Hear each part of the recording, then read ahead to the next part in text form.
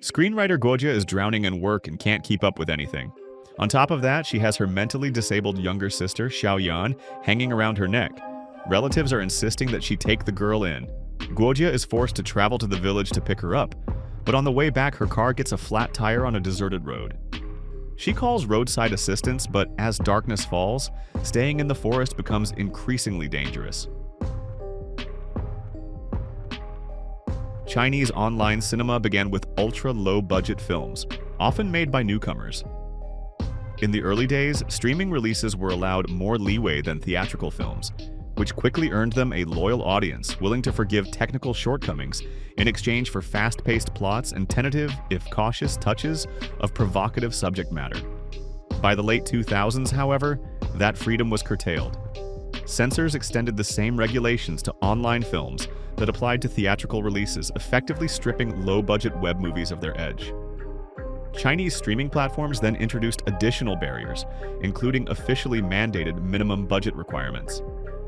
One of the filmmakers affected by these measures was director, writer, and producer Andy Wu.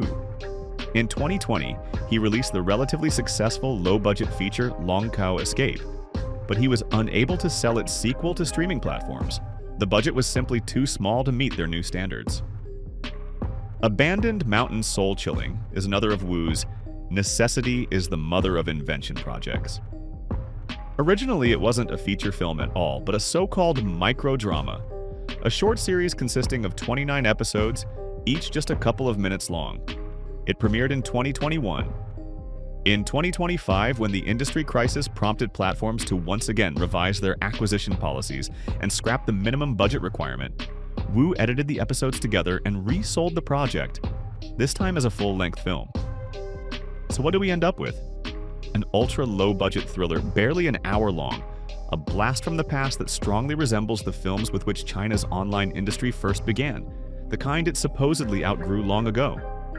The lighting is poorly set, the editing is sloppy, the plot riddled with logical holes, and the acting weak.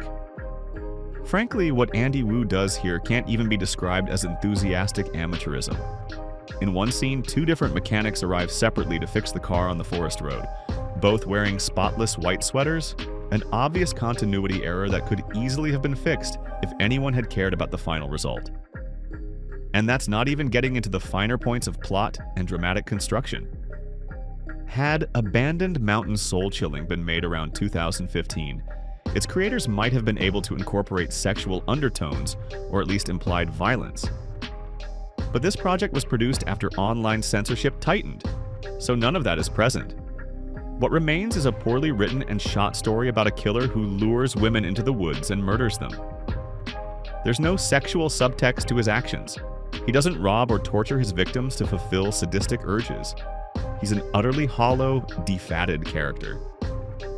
In the end, the film feels like it's about nothing and for no one, like censored pornography that has lost the very foundation of its existence.